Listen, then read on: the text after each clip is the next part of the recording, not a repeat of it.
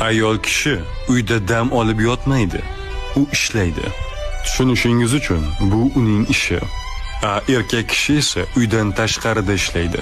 Agar siz uydan tashqarida ishlasangiz, dam olish uchun qayerga borasiz? Uyga. Agar siz uyda ishlasangiz, dam olish uchun qayerga borasiz? Uydan tashqariga. Ya'ni erkak ishlaydigan tarafda ayol kishi dam olishi kerak. Ayol kishi ishlaydigan joyda esa erkak dam olishi kerak. Shuning uchun ayolimga doim aytaman: dugonalaring bilan dam ol, birga qahva ich. Tushunamanki, u dam oladi. Do'konlarga borishadi, kafega borishadi, dugonalari bilan birga dam oladi. Tushunyapsizmi? Ayol kishi uyda dam olmaydi. Shunchaki biz erkaklar shunaqa o'ylaymiz.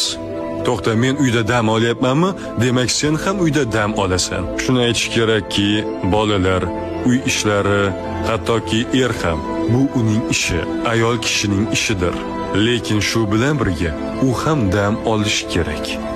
Shuning uchun ham o'z ayoliga dam olishi uchun sharoit qilib berish kerak.